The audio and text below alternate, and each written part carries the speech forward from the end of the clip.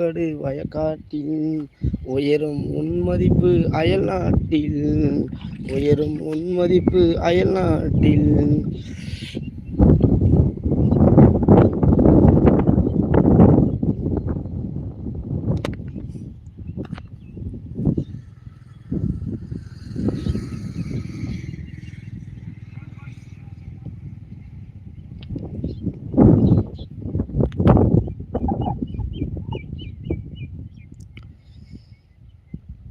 இங்கே அதை சுற்றி ஃபுல்லாகவே கிராமம்தான்.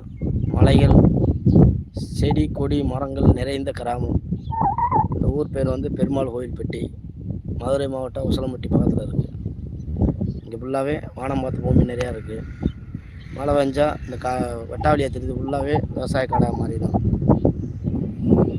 ஆடி பிறந்துட்டாலே அடுத்து மழை பெய்யும், அடுத்து உழுது நட்டுருவோம். இன்னும் ஆடி பெய்ந்து இன்னும் மழை பெய்ய மாட்டேங்குது. அதனால் எந்த வாழ்வாதாரம் எல்லாமே இப்போ ஒரு கேள்விக்குறியாக இருக்குது. ஏன்டா மழை பெஞ்சாத்தான் நாங்கள் எல்லாத்தையும் விதைக்க முடியும். தரிசனம் மழை பெஞ்சாத்தான் நம்ம வந்து ஒரு மொச்சப்பயிரோ தட்டையோ ஆடு மாடுக்கு விதைக்க முடியும். நம் உணவுக்கு போக மாட்டுக்கு நம்ம வந்து ஒரு தண்ணி இருந்தால் தானே விதைக்க முடியும். மழை பெஞ்சாத்தான் அதுக்கு தட்டையை விதைக்க முடியும்.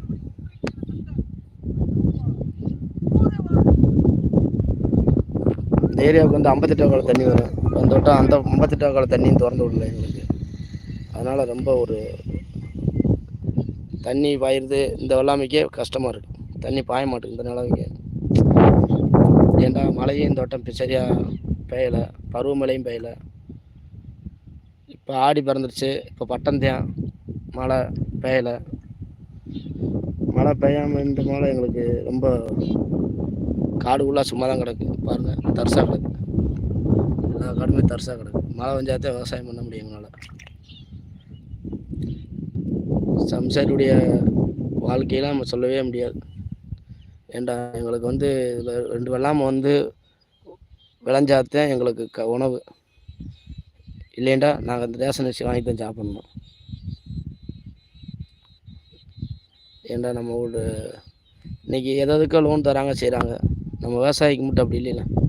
எங்களுக்கு வந்து இந்த மண்ணை நம்பி தான் நாங்கள் இருக்கோம். இந்த மண் விளைஞ்சாத்தான் எங்களுக்கு வயிறு நிறைய உணவு கிடைக்கும். ஆடு மாடு வளர்க்கணும், அதுக்கும் மழை பெஞ்சாத்தான் ஒரு புல் புளிச்சியை முளைக்கும். இல்லைண்டா வைக்கலை போடணும்.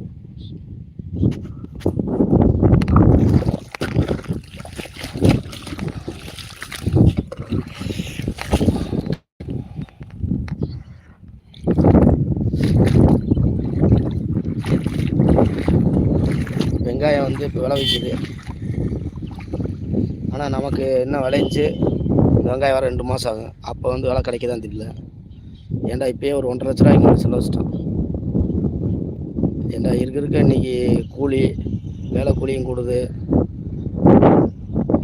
எல்லாமே விலைவாசிகள் கூடுது. ஆனால் விவசாயிகளுடைய விலை நாங்கள் விளைய வச்சு கொண்டு போகிறோம். அதுக்கு விலை வந்து ஒரு தீர்மான விலை கிடைக்க மாட்டேங்குது. இன்றைக்கி தயாரிக்கிற பொருளுக்கு ஒரு மேகியோ நூடுல்ஸோ எல்லாத்துக்கும் விலை தயாரித்து அவங்களே விலை போட்டுறாங்க. ஆனால் கஷ்டப்பட்டு விவசாயம் பண்ணுற விவசாயினால இந்த பாடுபட்டு நைட்டும் பகலும் தூங்காமல் இந்த விவசாயத்தை செஞ்சு இதை வந்து எங்களால் விலை நிர்ணயிக்க முடியல. கொண்டு போய் மார்க்கெட்டில் போய் அவங்க வந்து போடுற விலையத்தை நாங்கள் வாங்க வேண்டியிருக்கு.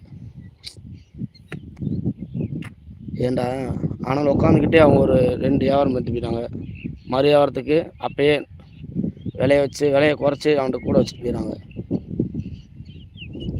இதனால் எங்களுக்கு ரொம்ப பாதிப்பாகுது. கவர்மெண்ட்டு இதுக்கு ஒரு நிலையான ஒரு விவசாயிக்கு ஒரு விலையோ இதை செய்ய மாட்டேங்காங்க. இந்த வெங்காயத்தை எடுத்து செஞ்சு ரோட்டில் நின்றோம்னா ஒரு ஆட்டோக்காரன் ஒன்று பாட மாட்டாங்க. கவர்மெண்ட் பஸ்ஸே ஒன்று பாட மாட்டாங்க. 2 மூடை 3 மூடை இருந்தால் ஏற்ற மாட்டேங்க. கவர்மெண்ட்டு இலவசமாக பெண்களுக்கு விடுறாங்க, விவசாயத்துக்கு இலவசமாக விட வேண்டியது. ஏதோ விவசாயிகள் மூடை ஒன்றுக்கு வந்தால் அதை நிப்பாட்டி ஏற்றுங்க, அந்த ஒரு உத்தரவு கொடுக்கலாம். மூடையை பார்த்தோன்னே ஒரு நேரம் பஸ்ஸை நிப்பாட்டாமல் போயிடறாங்க. தனியாக ஒரு ஆட்டோ பிடிச்சி போகணும்னா 200 300 ஆகுது. அப்போ அதனால் பாதிப்பு தான் ஒரு விவசாயிக்கு.